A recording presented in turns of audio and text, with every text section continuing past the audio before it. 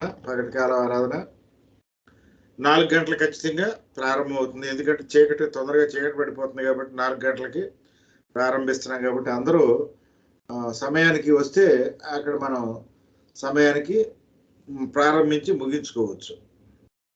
కాబట్టి అందరూ దయచేసి టైర్కి రావాలని కోరుతున్నా.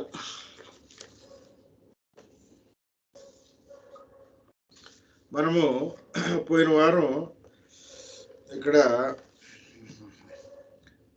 2వ అధ్యాయములో కొంత భాగాన్ని ధ్యానం చేశాం. 2వ అధ్యాయంలో కొంత అయిపోయింది.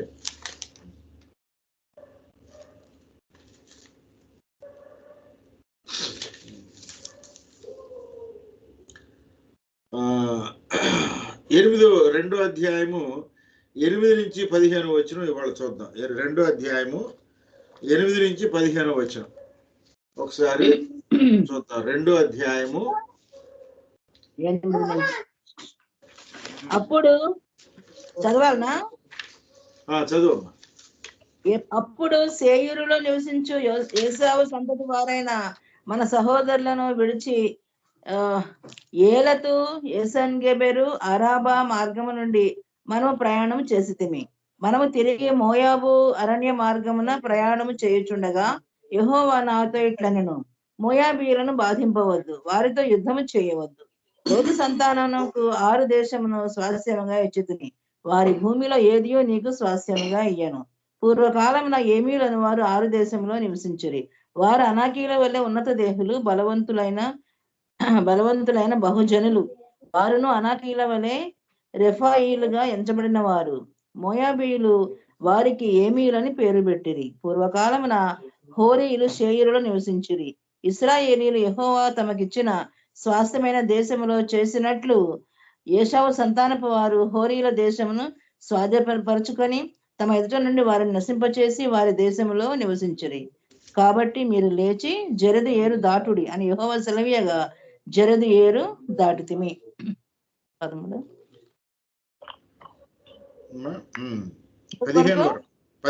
మనం కాదేషు బర్నియా నుండి బయలుదేరి జరదు ఏరు దాటు వరకు, అనగా యెహోవా వారిని గూర్చి ప్రమాణం చేసినట్లు సైనికులైన ఆ మనుషుల తరము వారందరూ సేనలో ఉండకుండా నశించు వరకు మనము నడిచిన కాలము 38 సంవత్సరములు. అంతేకాదు, వారు నశించు వరకు సేన మధ్య నుండి వారిని సంహరించుటకు యెహోవా బాహువు వారికి విరోధముగా ఉండెను. ఇక్కడ మనం గమనించినట్లయితే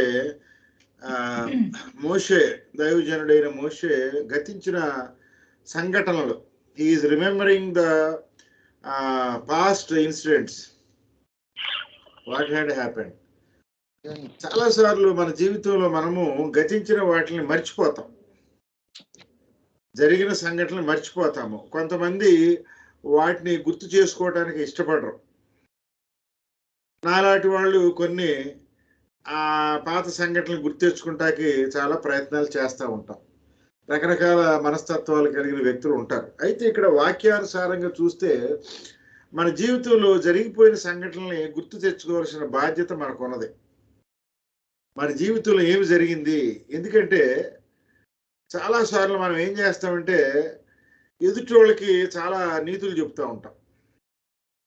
ఇప్పుడు ఉదాహరణకి నా వరకు నేను చూసుకున్నాను అనుకో, వయసు పెరిగిపోయిన తర్వాత మనం ఏం చేస్తాము, మనం యవ్వన ప్రాయంలో లేకపోతే మనకు బలం శక్తి బాగా ఉన్నప్పుడు మనం చేసిన తప్పులు మర్చిపోయి నీతి బోధలు చేయటానికి ప్రయత్నం చేస్తూ ఉంటాం.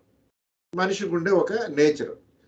కాబట్టి మన యొక్క జీవితాన్ని గుర్తు చేసుకోవటం, గతాన్ని గుర్తు చేసుకోవటం ఏమవుద్దంటే మనం తెలియక చేసిన తప్పుల్ని, పాపాలని గుర్తు చేసుకుని వాటి ఎడల పశ్చాత్తాపం పొంది వాటిని చేయకుండా ఉండటానికి ఉపయోగపడుతుంది. రెండోది, ఏమి చేయకూడదు మనము తర్వాత తరాల వారికి నేర్పించడానికి కూడా అవకాశము ఉంటుంది.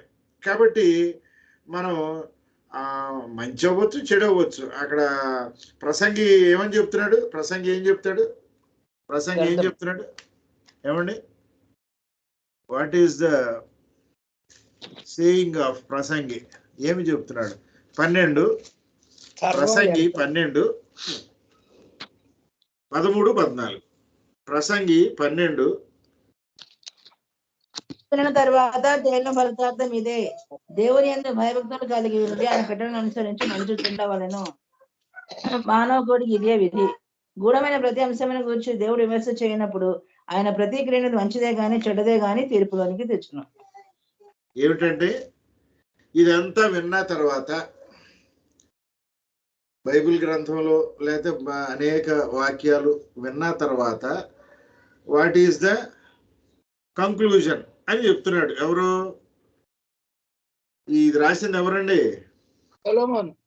సొలొమోను, జ్ఞాని అయిన సొలొమోను, రాజు జ్ఞాని. ఏమంటున్నాడు? మొదటగా దేవుని యందు భయభక్తులు కలిగి ఉండాలి, ఆయన యొక్క ఆజ్ఞల్ని కట్టడలను అనుసరించి ఉండాలి. This is the duty of each and every human being. ప్రతి మానవుడు చేయవలసిన విధి ఇంగ్లీష్లో ఏమంటాము? డ్యూటీ. విధిని ఇంగ్లీష్లో ఏమంటాం? డ్యూటీ. కొంతమందికి తెలుగులో మాటలు కొంతమందికి అర్థం కావు, కొంతమందికి ఇంగ్లీష్లో మాటలు అర్థం కావు, కాబట్టి రెండు చెప్తే ఇద్దరికి అర్థమవుతుందని చెప్తున్నా. విధి అంటే ఇట్ ఈజ్ అవర్ డ్యూటీ అని చెప్తూ ఆయన ఏమంటున్నాడు? గూఢమైనది అంటే రహస్యమైనది. దేవుడు తీర్పులోనికి తెస్తాడు అనేకమైన రహస్యం, అంటే మన జీవితంలో జరిగిన అనేక రహస్యమైన సంఘటనలు తీర్పులోనికి తెస్తాడు. కాబట్టి అప్పుడు ప్రతిదీ అది మంచిది అవ్వచ్చు, చెడ్డదే అవ్వచ్చు, అది బట్టబయలవుతుంది. కాబట్టి మనం జీవించి ఉన్నప్పుడు మనం చేసిన తప్పుల్ని, మంచి చెడు విమర్శించుకుని, మనల్ని మనం విమర్శించుకుని మారు మనసు పొందినప్పుడు దేవునికి ఇష్టలుగా ఉండే అవకాశం ఉంటుంది. కాబట్టి నేడే అవకాశం ఉన్నప్పుడే మనం ఏం చేయాలండి? మన తప్పుల్ని, మన జీవితంలో మనం చేసిన తప్పుల్ని, పాపాలని గుర్తు తెచ్చుకుని వాటి నుంచి మనం విడుదల పొంది మారు మనసు పొందాలి అని వాక్యం ద్వారా మనం హెచ్చరిక ఇక్కడ మోషే గారు గుర్తు తెచ్చుకునే ఈ అంశాలని మనం కూడా మన జీవితంలో గుర్తు తెచ్చుకుంటే బాగుంటుంది అని ఇక్కడ మనకి ఒక హెచ్చరిక. ఇక్కడ సేయూరు మన్యము, సేయూరు మైదానము అనేది చూస్తే అక్కడ అరాబా అనేది 8వ వచనంలో ఉంటుంది. అరాబా అదొక లోయ, అరాబా లోయగా ఉంటుంది. కాబట్టి ఇజ్రాయెల్ దేశము పర్వతాలు, లోయలు అనేక రకాలుగా ఉంటుంది. అక్కడ చూసి వచ్చిన వాళ్ళకి తెలుస్తుంది, లేదా మనము కొంచెం దాన్ని జియోగ్రఫికల్ ఫీచర్స్ స్టడీ చేస్తే కూడా తెలుస్తుంది. వెళ్ళన అవసరం, అందరూ వెళ్ళలేంగా, కష్టం కదా. కాబట్టి ఇక్కడ ఏశావు సంతానం వారు సేయీరులో నివసిస్తున్నారు కదా, అదేగా మన ఇక్కడ ఉంది. ఏశావు సంతానం వారు సేయీరు మన్యంలో అక్కడ నివసిస్తున్నారు. అక్కడి నుంచి మనము ప్రయాణం బయలుదేరాము అని చెప్తున్నాడు. గుర్తెచ్చుకుంటున్నాడు. ఫలానా రోజున మనం ఈ పని చేసాం, పోయిన పస్కా పండుగ రోజున ఈ పని చేసాం, పోయిన పెంతుకోస్తు పండుగ రోజున ఒక పెంతుకోస్తు పండుగ ఎక్కడ జరిగింది? మన మెహదీపట్నం డాక్టర్ అమ్మగారి కుమార్తె హెప్సిబాల్ ఇంటి దగ్గర జరిగింది. అలాగే ఇంకొక పండుగ వనస్థలిపురంలో జరిగింది. ఇలా కొన్ని గుర్తు తెచ్చుకుంటా ఉంటాం ఊర్లు వెళ్ళినప్పుడు కానీ సంఘటనలు. అలాగే మన మోషే గారు గుర్తు తెచ్చుకుంటున్నాడు. అంటే ఈ ద్వితీయోపదేశ కాండం మనకి గుర్తు తెస్తుంది ఇశ్రాయేలీయుల గతించిన ప్రయాణాన్ని. అక్కడి నుంచి మళ్ళా మోయాబు అరణ్య మార్గంలో ప్రయాణం చేశారంట. మొదట ఎక్కడ? సేయీరు, అంటే ఏశావు సంతానం. ఇది అంటే ఏశావు సంతానం అంటే ఎంతమంది ఉండొచ్చు మీ అంచనా చెప్పండి? పోయిన వారం చెప్పాను నేను, ప్రతిపాడు గురించి చెప్పాను. ఎవరికైనా గుర్తుందా? 400 సంవత్సరాల క్రితము అటు పల్నాడు సీమ నుంచి వచ్చారని చెప్పారు. అట్లాగే ఇప్పుడు వీళ్ళు ఇక్కడికి మళ్ళీ ఇప్పుడు తిరిగి వచ్చేటప్పటికి సుమారుగా 400 సంవత్సరాలు అయింది. 400 years అంటే జనాభా ఎంత పెరిగిపోతారు? ఎన్నో తరాలు గడిచిపోతే మర్చిపోతాం. కానీ ఇక్కడ ఏం మర్చిపోకుండా గుర్తు తెచ్చుకుంటున్నారు. ఈ ఏశావు సంతానం ఈ సోదరులు అని చెప్తూ మళ్ళీ ఇక్కడ మోయాబు ఏమంటాడు? వాళ్ళతో యుద్ధం చేయొద్దు అని చెప్తూ వాళ్ళ దేశాన్ని, ఇక్కడ ఏశావు దేశం పేరేంటి? ఏశావు దేశం పేరు 8వ వచనంలో ఉంది. ఏదోము ఇంకో పేరుంది అక్కడ. అయ్యో 8వ వచనంలో, 8వ వచనంలో, 8వ వచనం సేయిర్, సేయిర్ అనే పేరు చెయ్యమని సేయిర్లో నివసించు. అంటే ఆ ప్రాంతం పేరు సేయిర్. మనది ఎట్లా హైదరాబాద్ అట్లాగే అనుకో. కాబట్టి ఈ మధ్యలో మనకి ఇర్రెగ్యులారిటీస్ వచ్చేసినాయి కదా, బాగా బద్ధకాలు అయితే విపరీతంగా పెరిగిపోయినాయి. కొంతమంది అసలు ప్రార్థనకి ఆఫ్లైన్లో అక్కడికి రమ్మంటే ఇష్టపడలేదు. అయితే దేవుడి సన్నిధికి రావటం అనేది ఆశీర్వాదం. మనం ఒక చోట కూర్చోవటం అనేది మనకు అనారోగ్యం, ఒకే చోట కూర్చోవటం. కాబట్టి డాక్టర్ అమ్మ గారి లాగా చక్కగా అటు ఇటు తిరుగుతూ ఉంటే ఆరోగ్యం కూడా బాగా ఉంటుంది. రెండోది, ఈ మధ్యకాలంలో మనము ఉమెన్స్ ఫెలోషిప్ కూడా పెట్టుకోవడం కుదరలా. మరి వీలైతే ఈ నెల పెడదామని ప్లాన్ చేసాం. మరి నాకు కొన్ని తొందరలు ఉండటం వల్ల నేను కూడా కొద్దిగా అటు ఇటు ఇబ్బందులు ఎదుర్కొంటున్నా ఆరోగ్యం ఇంకా ఇతర. అయినప్పటికీ మనం అలా పెట్టుకుంటే ఏమవుతుందంటే ఆ ఉమెన్స్ ఫెలోషిప్ లో మనం ఏం చేస్తాం, ఒక క్విజ్ ప్రోగ్రామ్ లాగా పెట్టుకుంటున్నాం. అది ఏమవుతుంది, క్విజ్ ప్రోగ్రామ్ వల్ల ఉపయోగం ఏంటి, కొంత సిలబస్ని మనం ప్రిస్క్రైబ్ చేసుకుని దాన్ని స్టడీ చేసుకుని కొంత ఆ క్వశ్చన్స్ ఆన్సర్స్ మనం చెప్పుకోవటం వల్ల ఏమవుతుంది, దాన్ని అధ్యయనం చేస్తాం. We will study that matter. కాబట్టి ఇప్పుడు మనం ఈ చదువుకునే ఇప్పుడు ఎక్కడికి వచ్చాం, మనం తోరాలో ఆదికాండం అయిపోయింది. ఆదికాండం అంటే చెప్పండి, హీబ్రూలో ఏమంటాం, ఆదికాండం ఏమంటాం, బెరెషీత్. కాబట్టి అన్ని మర్చిపోతున్నాం. కాబట్టి ఇట్లా గుర్తు తెచ్చుకోవడానికి మనకు కొన్ని ప్రోగ్రామ్స్ ఉపయోగపడతాయి. ఇప్పుడు నేను ఎందుకు గుర్తు తెచ్చుకోవడం అనే స్కీమ్ని మీకు చెప్తున్నా, మనకి మోషే గారు ఆయన గుర్తు తెచ్చుకుంటున్నాడు. He's remembering everything. అది లేదు కదా, అప్పుడు ఇటు జరిగింది, ఇప్పుడు ఇటు జరిగింది అని చెప్తున్నాడు. కానీ మనం కూడా కొన్ని మర్చిపోకుండా గుర్తు పెట్టుకోవాలి, అది మనకు ఆశీర్వాదకరంగా ఉంటుంది. కాబట్టి ఇక్కడ లోతు సంతానము ఇక్కడ ఏశావు సంతానానికి ఇచ్చిన దేశం, ఆ భూమి పేరు ఏమన్నాము, సేయూర్ అన్నాం. మంచిది. ఇప్పుడు లోతు సంతానం కూడా ఒక భూమి ఉంది. ఆ భూమి పేరేంటి, ఆ దేశం పేరు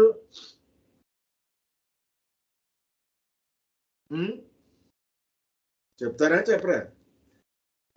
లోతు సంతానానికి ఇచ్చిన ఆ దేశం పేరేంటి?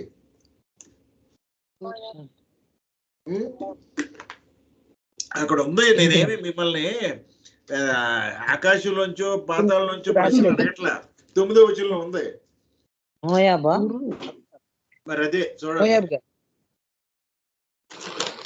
మోయాబీయులంటే వాళ్ళ యొక్క వంశం పేరు. దేశం పేరేంటి అక్కడ ఉంది, ఆరు అని ఉంటుంది తెలుగులో. ఏమనుంది, ఆరు అని ఉంది. అంటే అది అట్లా రాశారు, బట్ ఆర్ ఆ దేశం పేరు.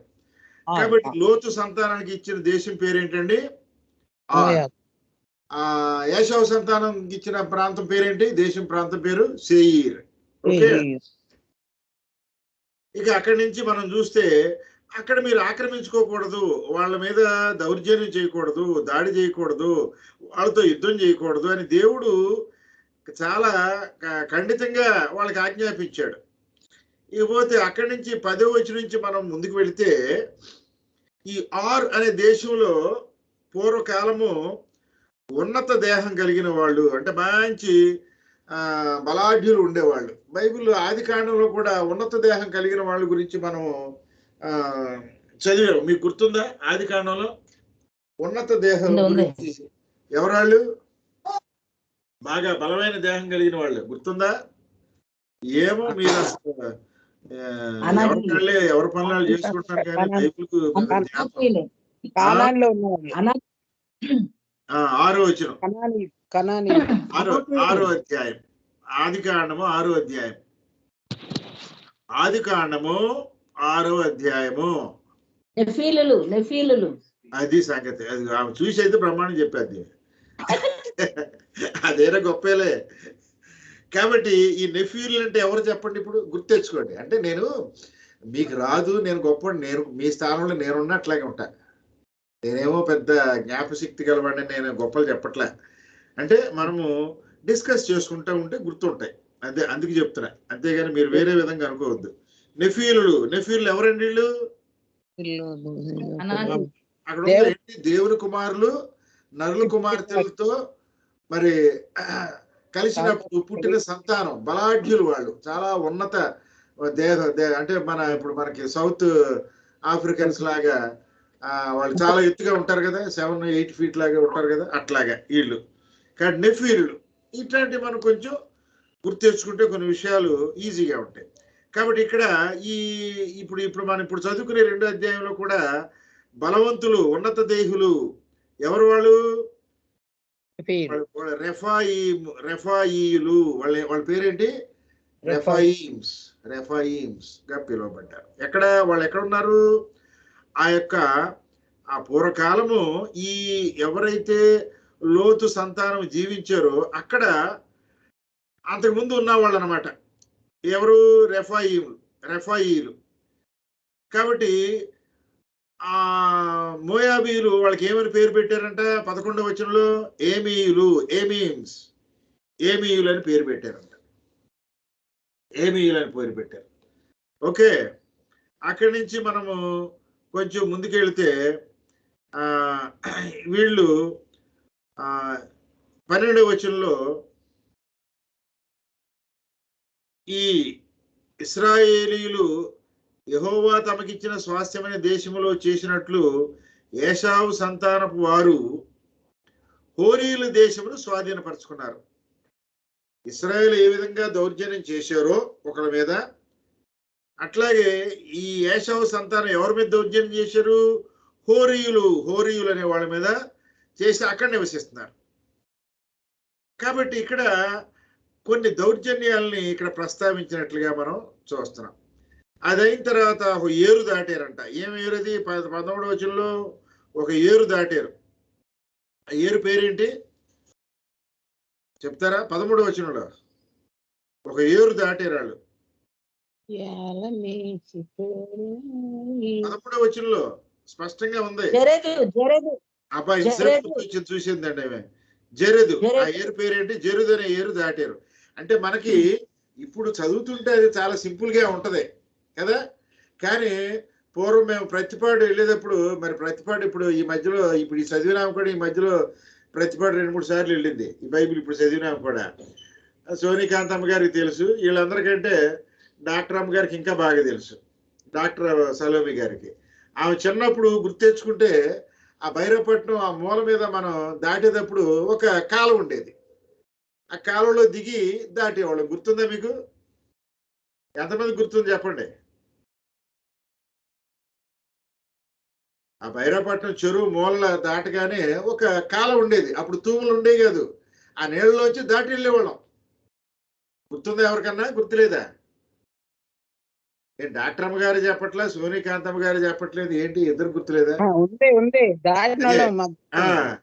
మేము శేఖర్తో మేము మన మండవెల్లి గాని కైక్లూరు గాని బియ్యం ఆడించడానికి వెళ్ళేవాళ్ళం. ఆ మధ్యరాత్రులు ఎప్పుడు వచ్చేవాళ్ళం. ఆ తిరిగి వస్తున్నప్పుడు ఆ ఎద్దుల బండి ఆ నీళ్ళల్లోంచి దాటి వెళ్తా ఉంటే అదొక చక్కటి సౌండ్ వచ్చేది.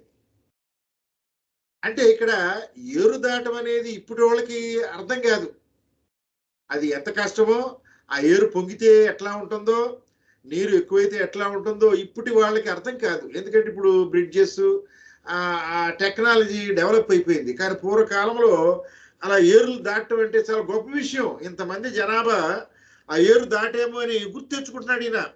ఆ ఏరు పేరేంటి? జెరెదు అనే ఏరు దాటినట్టుగా గుర్తు చేసుకుంటున్నాడు.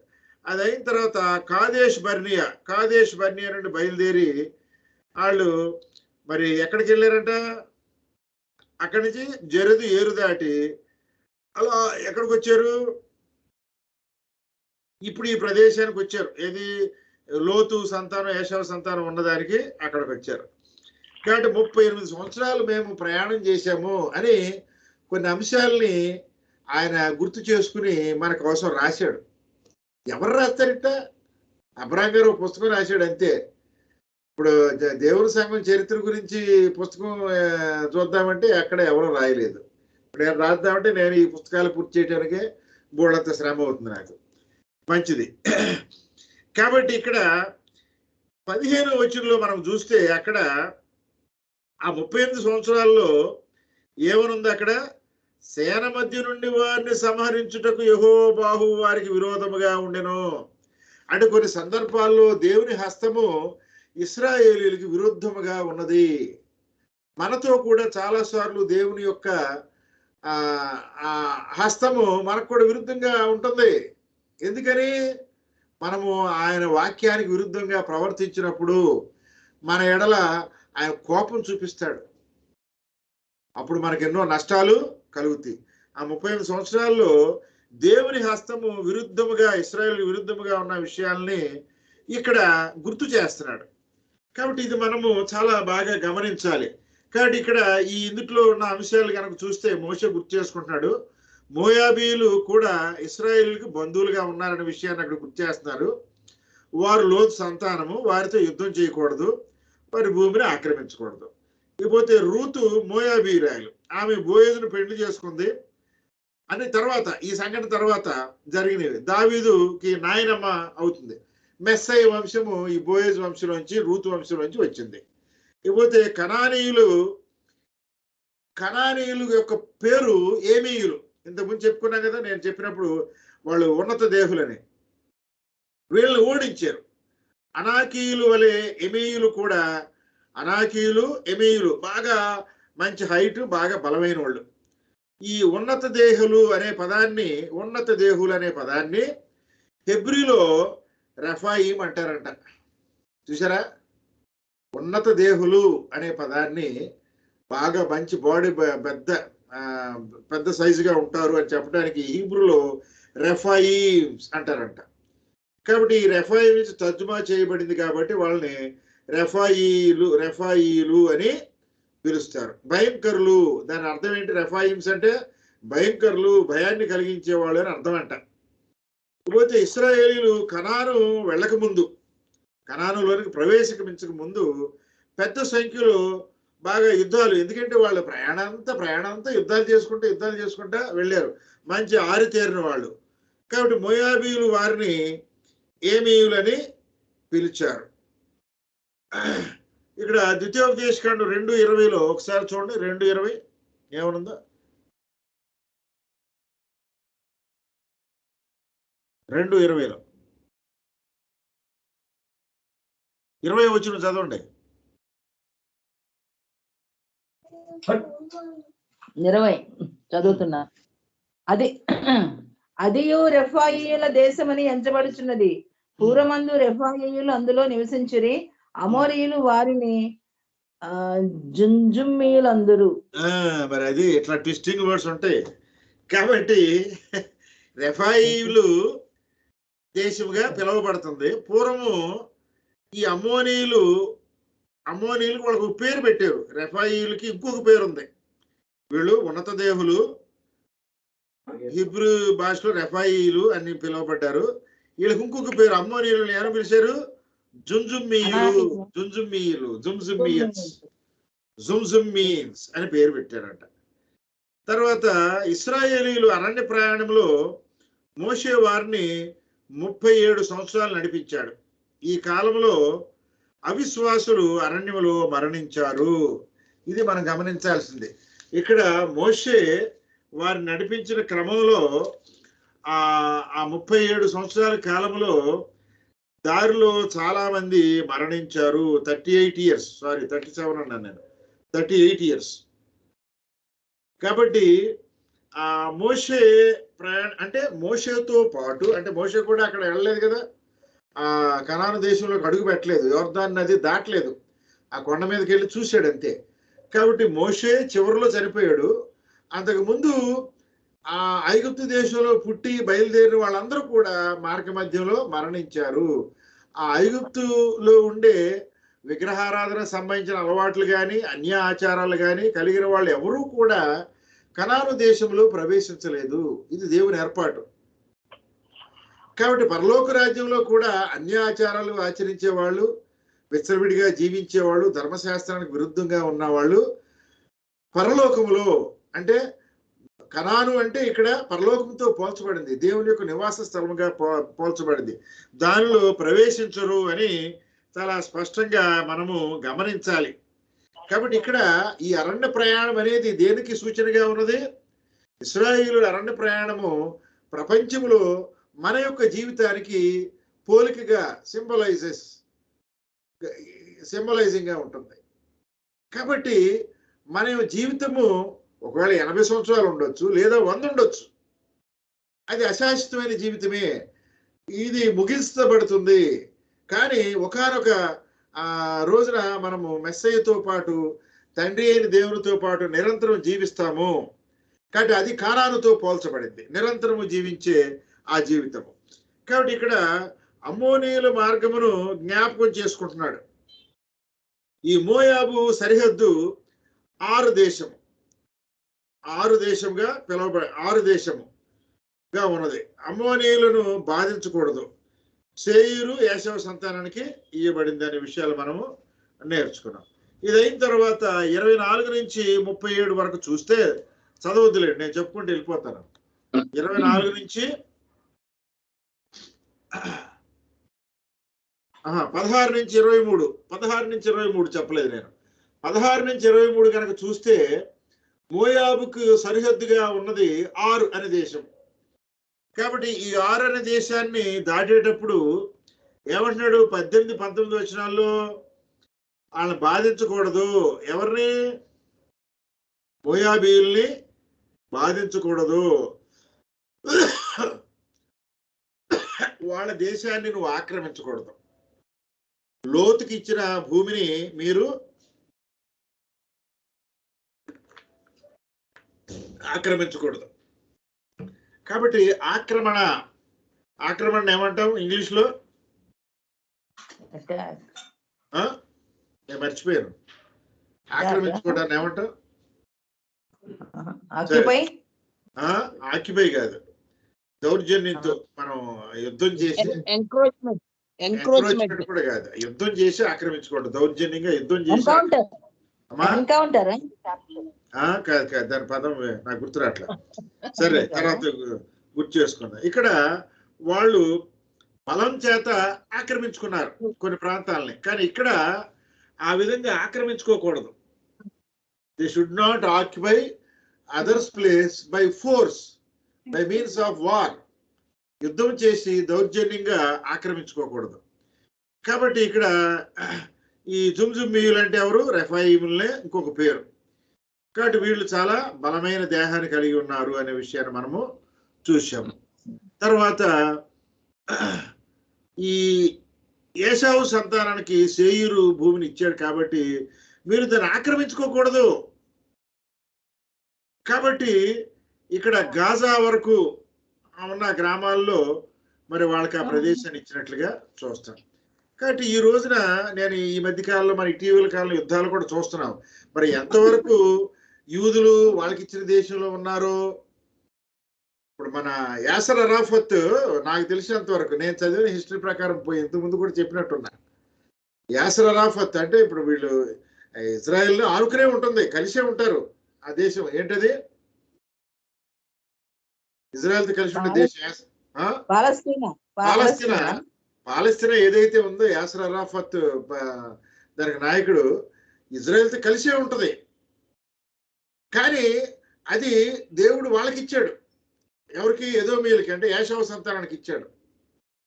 కాబట్టి ఇక్కడ ఎవరికి ఇచ్చిన భూమిలో వాళ్ళు జీవించాలి, మనం ఇతరులు దాన్ని ఆక్రమించకూడదు అనే విషయాన్ని బాగా గుర్తుపెట్టుకోవాలి. మన పల్లెటూరులో చూస్తూ ఉంటాము, సరిహద్దులు రాళ్ళు జరిపేస్తూ ఉంటారు, పొలాల్లో కూడా రాళ్ళు జరిపేస్తూ ఉంటారు. ఇక కొంతమంది దౌర్జన్యాలకి అంతు అదుపు ఉండదు. ఇవాళ మరి మన తెలంగాణ రాష్ట్రంలో చూస్తే ఏంటది, అదేదో యాప్, ఏంటది యాప్, భూమి కోసం ఒక యాప్ వచ్చింది. ఏంటది? భూమి ఇప్పుడు ఇంతకుముందు ప్రభుత్వం పెట్టింది, ధరణి అనే ఒక యాప్ వచ్చింది. దాని నిండా ఏంటి? ఆక్యుపేషన్స్. అసలు ఉన్నదాన్ని లేకుండా లేని దాన్ని ఉన్నట్టుగా దాన్ని అడాప్ట్ చేస్తూ ఆంధ్రప్రదేశ్లో కూడా సిమిలర్ యాప్ తీసుకొస్తున్నారు. అంటే ఇక్కడ ఏమవుతుంది? ఒకరు భూమిని ఇంకొకరు ఆక్యుపై చేసుకుంటే అల్టిమేట్గా ఏమవుతుంది? ఈ ప్రభుత్వంలో ఉండే దౌర్జన్య కాండ చేసేవాళ్ళు పేదల భూముల్ని ఇంకా ఇతర భూములను ఆక్రమించుకోవడానికి ప్రయత్నం చేస్తున్నారు. ఇది దేవుని వాక్యానికి విరుద్ధమైంది అని మనం చెప్పాలి. చెబితే మనల్ని ఏం చేస్తారని భయపడితే మనం ఏం చేయలేం. ఎందుకంటే మనం కొన్నిసార్లు వాక్యాన్ని ఇప్పుడు భయపడి భయపడి ఓడెక్కేశాడు ఒక ఆయన. ఎవరు? వాక్యాన్ని ధైర్యంగా చెప్పమంటే పారిపోయి ఓడెక్కేశాడు. ఎవరు? యోనా. యోనా. యోనా. అప్పుడు దేవుడు ఏం చేశాడు? తీసి చేప కడుపులో వేయించాడు. చేప తీసుకొచ్చి మళ్ళీ ఎక్కడికి వెళ్ళకూడదు అనుకున్నాడు, అక్కడే కక్కింది.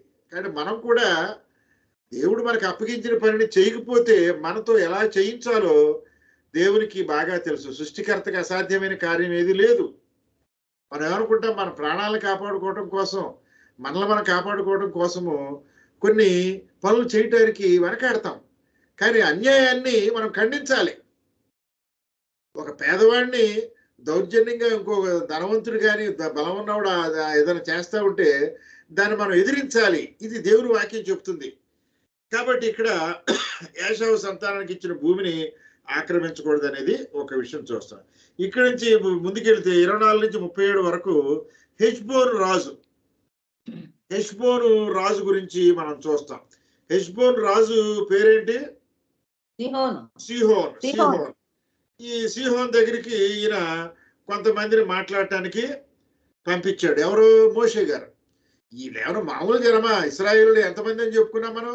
అక్కడి నుంచి ఐగుప్తు నుంచి ప్రయాణం చేసి అలా వెళ్ళిపోతున్న జనం ఎంతమంది అని చెప్పుకున్నాం? సుమారుగా 6 లక్షలు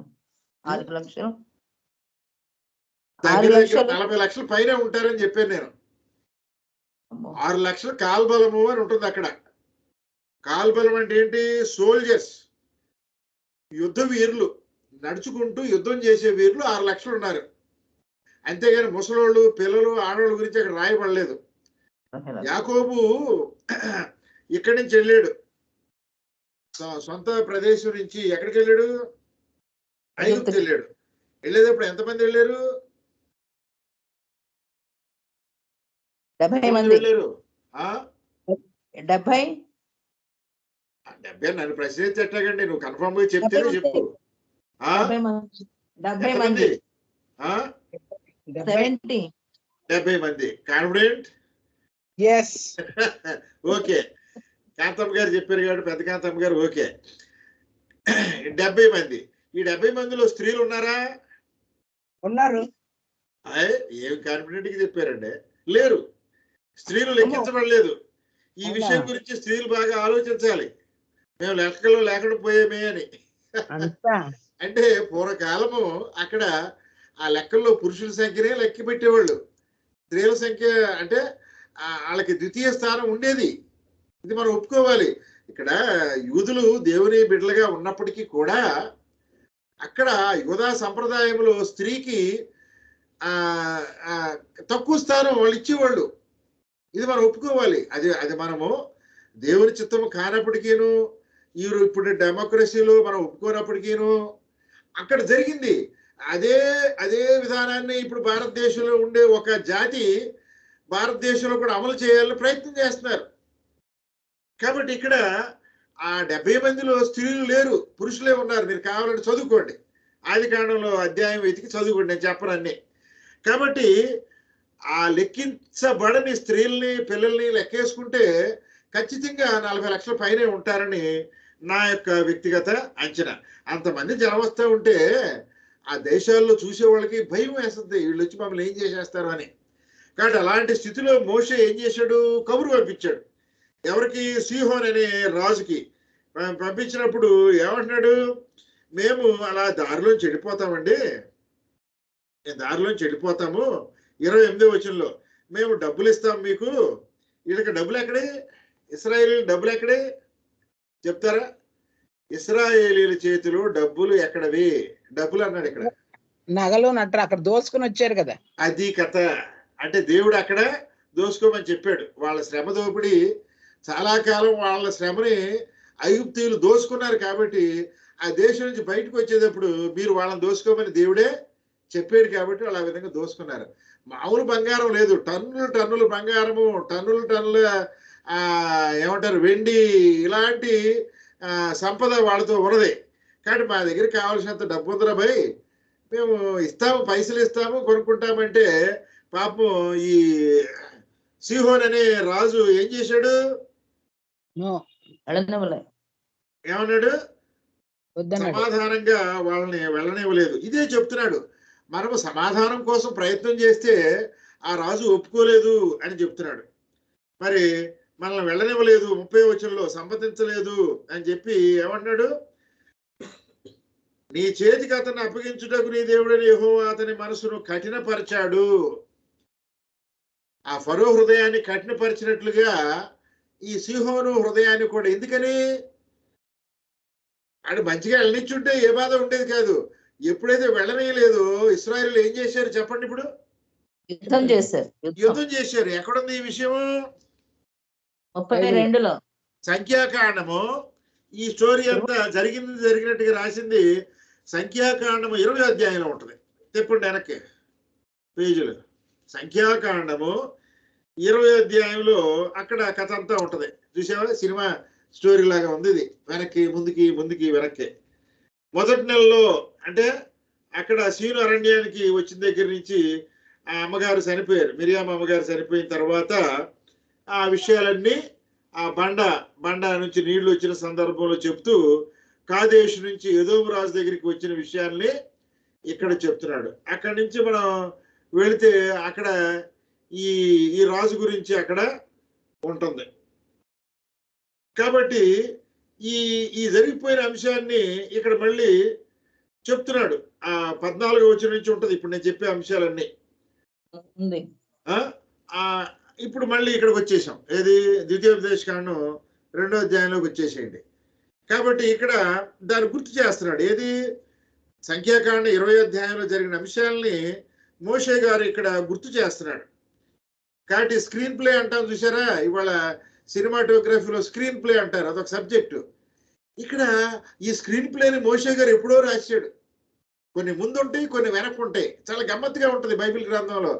కాబట్టి సైన్స్ టెక్నాలజీని బైబిల్ని చూసి చాలా మంది అనుసరిస్తూ ఉంటారు. కాబట్టి బైబిల్ గ్రంథం అంటే మామూలు గ్రంథం కాదు అనే విషయాన్ని మనం గమనించాలి. కాబట్టి ఈ హెష్బోన్ రాజుకి ఓ హృదయం కఠినపరచడం వల్ల యుద్ధం చేసి మరి స్వాధీనపరుచుకున్నాము.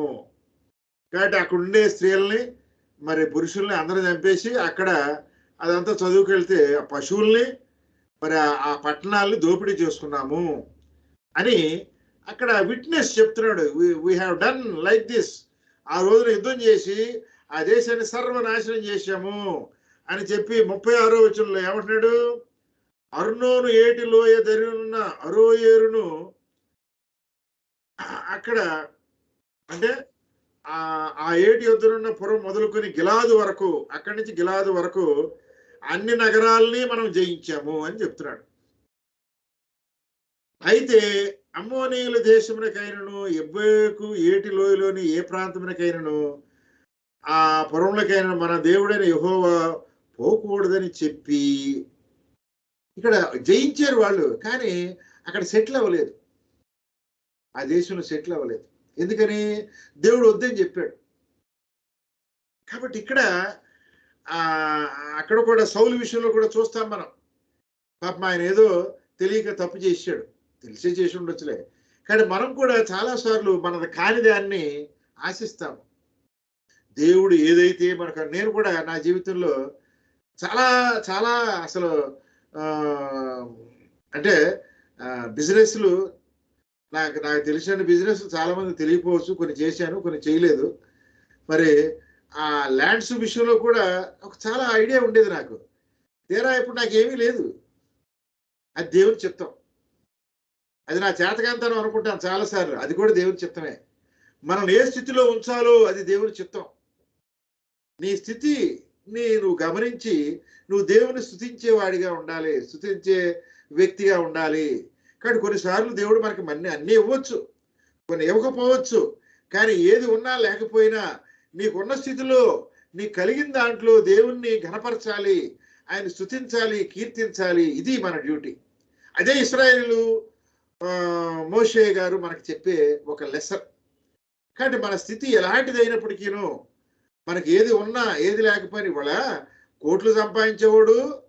చనిపోయి ఆ భూమిలోనికి వెళ్తాడు, పేదవాడు కూడా చనిపోయి భూమిలోనికి వెళ్తాడు. ఇదే విషయాన్ని అక్కడ మనము స్టోరీలో నూతన నిబంధనలో కూడా చూస్తాము. కాబట్టి ధనవంతుడు లాజరు ఒక నాటికి కూడా మేము వేయించాం. జయరాజ్ అని ఒక ఆయన మా తక్కిడిపాడు, ఆయన మంచి యాక్టర్. కాబట్టి అందులో మనం ఎన్నో మోరల్ వాల్యూస్ చూస్తాం.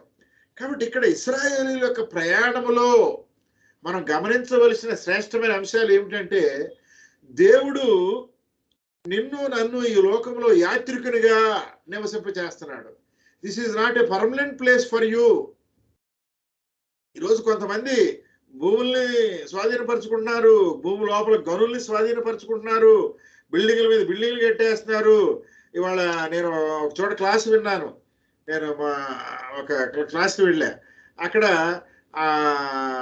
ఎవరాళ్ళు బాబులోను గోపురం ఎక్కడది? ఆదికాండం 10వ అధ్యాయంలో ఉంటుంది కదా. పెద్ద గోపురం కట్టేస్తారు వాళ్ళు. ఎందుకని? పరలోకం చేరుకోవాలని. గోపురం మీద అలా ఎక్కేసి పరలోకానికి వెళ్ళిపోవాలి.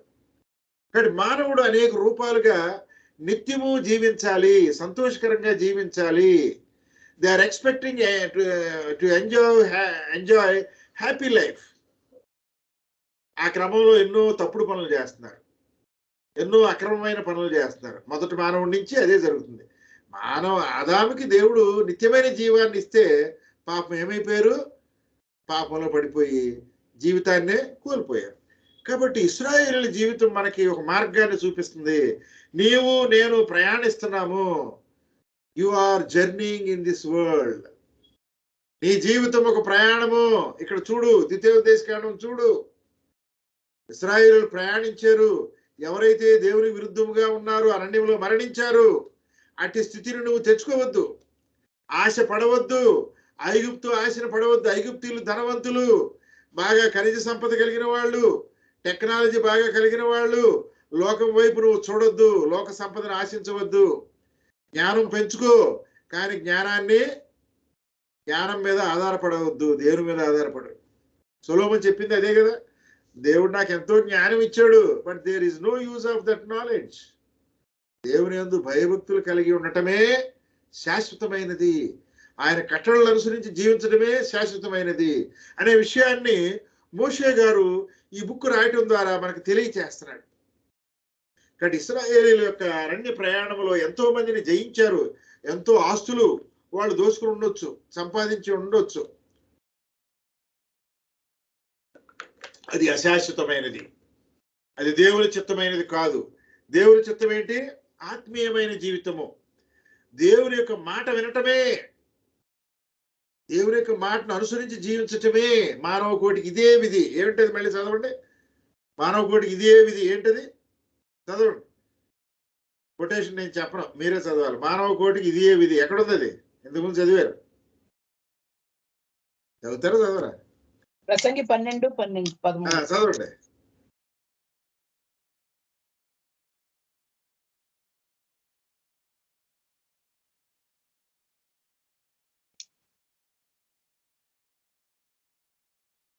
ఏంటి విధి? ఏమిటి మానవ కోటికి? దేవుని యొక్క వాక్యాన్ని కట్టడల్ని గైకొనటమే మానవుని యొక్క విధి. కాబట్టి ఇక్కడ 24-37 వచనాల్లో అక్కడ హెష్బోన్ రాజుతో సీహోనుతో యుద్ధం చేశారు. ఎందుకంటే దారి ఇవ్వలేదు. అతను హృదయం కఠినపరచబడింది. ఆ విధంగా దేవుడే చేశాడు. కాబట్టి దేవుడు ఎవరికి అప్పగించాలి, ఎవరిని పైన కూర్చోబెట్టాలి, ఎవరిని క్రింద కూర్చోబెట్టాలి అనేది దేవుని యొక్క చిత్తముగా ఉంటుంది. చాలాసార్లు మనము లోకం మీద మనం పై స్థితిలో ఉండాలి, పెద్ద ఆఫీసర్గా ఉండాలి, పెద్ద రాజుగా ఉండాలి, పెద్ద బిజినెస్ మ్యాగ్నెట్గా ఉండాలి, పెద్ద తెలివి గలవాడిగా ఉండాలి అనుకుంటాము. ఇవన్నీ కూడా వ్యర్థము వ్యర్థము వ్యర్థము. ఉదాహరణకి ఒక మంచి డాక్టర్ ఉన్నారు, మన దగ్గర కూడా డాక్టర్ గారు ఉన్నారు కదా. ఒక సర్టెన్ ఏజ్ వచ్చిన తర్వాత ఏమవుద్ది? ట్రీట్మెంట్ ఇవ్వలేరు వాళ్ళు. ఒక టీచర్ ఉన్నాడు, ఒక స్టేజ్కి వచ్చిన తర్వాత ఆయన మైండ్ ఏమైపోద్ది? మతిమరుపు వచ్చేస్తుంది. ఒక పండితుడు. కాబట్టి ఎంతో మందిని మన జీవితంలో చూస్తున్నాము. కాబట్టి మనము ఏది శాశ్వతమైనది, ఏది అశాశ్వతమైనది అనే అంశాన్ని మనము గుర్తుపెట్టుకోవాలి. ఈ లోకములో అశాశ్వతమైన వాటిని వెంబడిస్తున్నామా? ఆ యొక్క అరణ్య మార్గంలో ఉండే అశాశ్వతమైన వాటిని ఇశ్రాయేలీలు కోరుకున్నారా, లేకపోతే శాశ్వతమైన మరి దాన్ని కోరుకున్నారా అనే విషయాల్ని మనం ఇక్కడ గమనించి మరి అట్టి శాశ్వతమైన అంశాలని మనము కలిగి ఉండాలని వాక్యం ద్వారా హెచ్చరిక చేయబడుతున్నాం. దేవుడి వాక్య